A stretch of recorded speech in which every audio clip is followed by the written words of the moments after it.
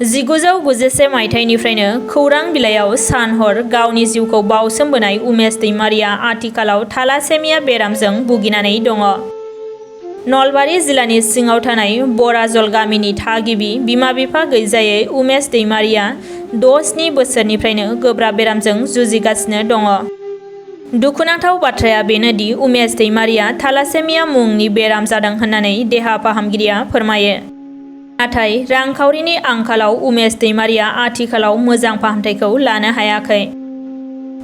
आथिखालाव बिथाङा राहा गोथे जानानै गावनि आंगो बिसि-फिसा हौवा सानैखौ जाहोनो आरो गावनि बेरामि देहाखौ फाहामथाय लानो थाखाय सुबुं अनफावरि रायजो-राजाफोरनिफ्राय अनसुंथाइ हास्थायदों। आथिखालनि आसाम सरकार आरो बिटिसि सरकारनिफ्राय अनसुंथाइखौ मोनगोन होननानै मिजिंथिदों खौरां बिलाइयाव सान हर गावनि जिउखौ बावसोमबोना खामानि मावग्रा उमेश दैमारिया। गोसो गुदुं सुबुंफोरा बिथांनि मबाइल नम्बर 8399069624 आव खौरां लाहरनो हागोन आरो बिथांनि पान्जाब नेसनेल बेंकनि एकाउन्ट नम्बर 13860001000746 आव रांखान्थियारि अनसुंथाइ हरनो हागोन।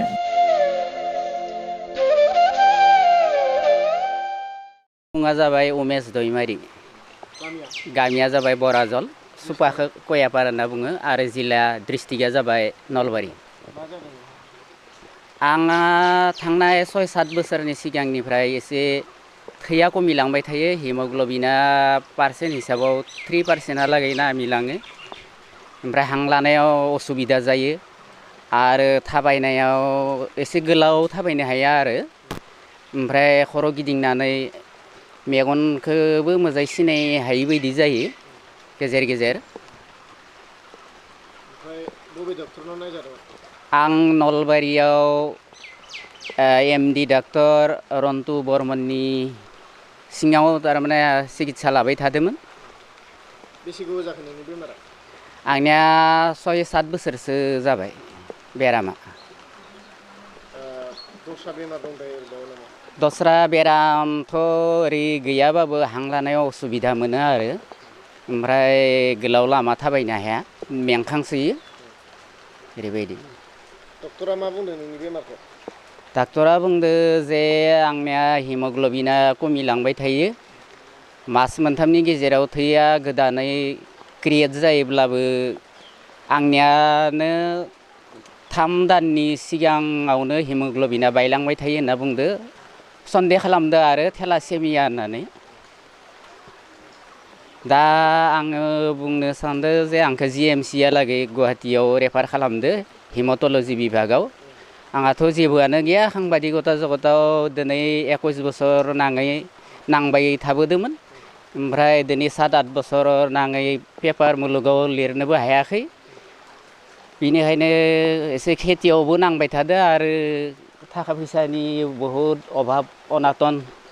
गथ' 2 दं, हौवासा सासे 8 बोसोर अभिज्ञान दैमारि आरो उन्दैया बोसोरनै जाबाय गितार्थ दैमारि। बिसोरखौबो आरो न'खरखौ सालायलांनाया थारमाने असुबिदा जादों आरो जोबोद असुबिदा। नोंनि बेमार नायनायाव रांखान्थिनि आंखाल जादों? आंनि बेरामावथ' दिनैहालागैथ' आरो गुवाहाटियाव थाङोब्ला बेसेबां खरस जायो बेखौ मिथिथ'वाखै। आंखाल जादों रां रुफानि। मा बुंनो सानो रायजो राजाखौ, सरकारखौ? आङो रायजो राजाखौ मा बुंनो, रायजो राजाया सोरबा सहाय सहयोग खालामोबा रांखान्थियारि महरै एसे माबा मोनो, सहाय मोनगोन आङो।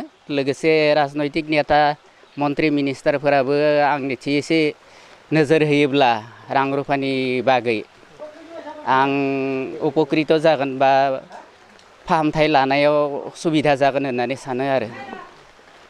आङो प्रिन्ट मिडियाजोंसो जड़ित दंमोन।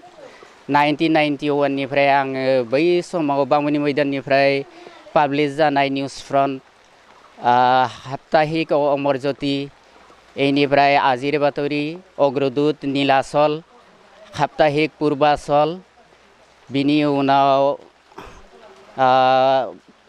बड'सा, ओमफ्राय नलबारिनिफ्राय पाब्लिश जानाय, 'आमार नलबारि', बेनिफ्राय लुइज्यति, निसान, मिजिं बायदि मेगाजिन आरो माबायाव